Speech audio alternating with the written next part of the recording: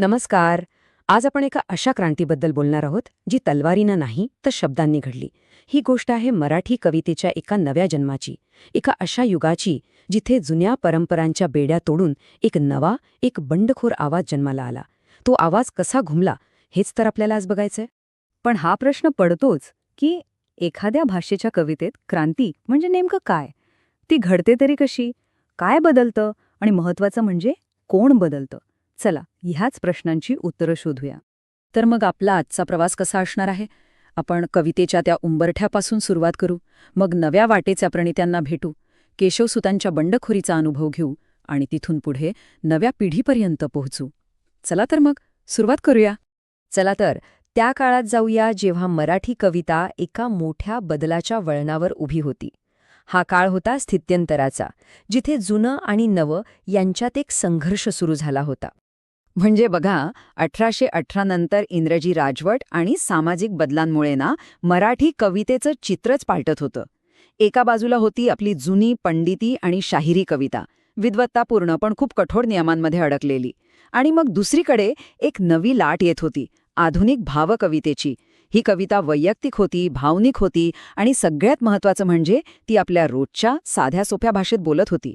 असं समजा की कविता आता राजदरबारातून थेट सामान्य माणसाच्या मनात उतरत होती. आता बघा, कुठलीही मोठी क्रांती अशी एका रात्रीत होत नाही, नाही का? तिच्यासाठी आधी कोणीतरी जमीन तयार करावी लागते, वाट मोकळी करून द्यावी लागते. तर मग बघूया या नव्या कवितेची वाट कोणी तयार केली. या बदलाची बीज दोन महत्त्वाच्या लोकांनी पेरली. एकीकडे होते वि.मो. महाजनी, ज्यांनी वर्ड्सवर्थ आणि शैलीसारख्या इंग्रजी कवींच्या कविता मराठीत आणल्या.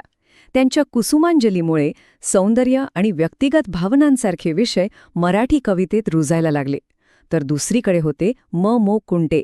त्यांनी राजा शिवाजी या काव्यातून पंडिती भाषेचा तो अवघडपणा बाजूला सारला आणि अगदी रोजच्या बोलण्यातल्या भाषेचा वापर केला.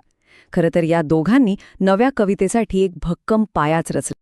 आणि मग या तयार झालेल्या पायावर, त्या मोकळ्या झालेल्या वाटेवर एका बंडखोराचं आगमन होतं, ज्याने मराठी कवितेचा चेहराच बदलून टाकला. त्यांचं नाव होतं कृष्णाजी केशव दामले, पण साहित्यविश्व त्यांना ओळखतं केशवसूत या नावाने. त्यांना आधुनिक मराठी कवितेचे जनक म्हटलं जातं. आणि ही उपाधी का, हे आपल्याला आता कळेलच. कारण ते फक्त एक कवी नव्हते, तर ते एका नव्या युगाचे प्रवर्तक होते.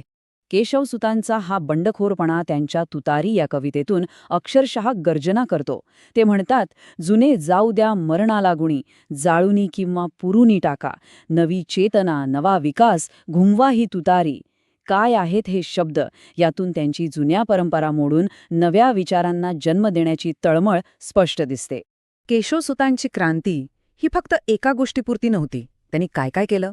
तर पहिलं म्हणजे त्यांनी कवितेची ती पारंपरिक वृत्त छंदांची बंधनं तोडली. दुसरं म्हणजे तुतारी आणि नवा शिपाईसारख्या कवितांमधून सामाजिक बंडखोरीला आवाज दिला. तिसरं, त्यांनी निसर्ग आणि प्रेम या विषयांकडे एका अत्यंत वैयक्तिक, आत्मनिष्ठ दृष्टिकोनातून पाहिलं. आणि एवढंच नाही, तर अंत्यजाच्या मुलाचा प्रश्न या कवितेतून त्यांनी जातीयतेसारख्या मोठ्या सामाजिक प्रश्नालाही थेट हात घातला. पण गंमत अशी आहे की केशवसुतांनी जी मशाल पेटवली होती ती फक्त त्यांच्यापुरती राहिली नाही. त्यांच्यापासून प्रेरणा घेऊन कवींची एक अख्खी नवी पिढी तयार झाली आणि प्रत्येकाने आपापल्या खास शैलीने मराठी कवितेला आणखी श्रीमंत केलं. ह्या पिढीतले एक एक जण म्हणजे हिरे होते. रेव्हरंड टिळक, ज्यांनी घरगुती वातावरणात आणि मुलांच्या निरागस जगात कविता शोधली. गोविंदाग्रज, ज्यांच्या कवितेत एक विलक्षण कल्पनाशक्ती आणि नाट्यमयता होती. बालकवी, ज्यांना तर निसर्गाच्या प्रत्येक कणाकणात कविता दिसायची. आणि कवी बी, ज्यांनी कवितेना एक वैचारिक तत्वज्ञानाची खोली दिली. ह्या सगळ्यांनी केशवसुतांचा वारसा आपापल्या पद्धतीने पुढे नेला. बरं, मग या सगळ्या बदलाचा, या क्रांतीचा आपल्या मराठी कवितेवर नक्की काय आणि कसा परिणाम झाला? त्याचा आजचा वारसा काय आहे? हा सगळा प्रवास आपण अगदी सोप्या 3 टप्प्यांमध्ये मांडू शकतो. पहिला टप्पा होता भाषांतराचा, जिथून इंग्रजी साहित्यातले नवे विचार आपल्याकडे आले. दुसरा टप्पा होता बंडखोरीचा, जिथे केशवसुतांनी जुन्या काव्यपरंपरांना धैर्याने तोडलं. आणि तिसरा टप्पा होता बहरण्याचा, जिथे नव्या पिढीच्या कवींनी मराठी कवितेचं विश्व अक्षरशः विस्तारलं.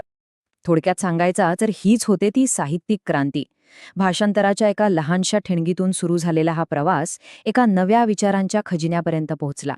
या युगाने मराठी कवितेला निसर्ग, मानवतावाद आणि सौंदर्याचे असे काही पैलू दिले जे याआधी कधीच पाहिले नव्हते.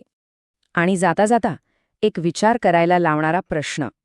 केशवसुतांनी त्यांच्या काळातल्या परंपरा बदलण्यासाठी तुतारी फुंकली. आजच्या आपल्या जगात अशा कोणत्या परंपरा आहेत ज्यांना बदलण्यासाठी एका नव्या तुतारीच्या आवाजाची गरज आहे? ह्यावर विचार नक्की करायला हवा.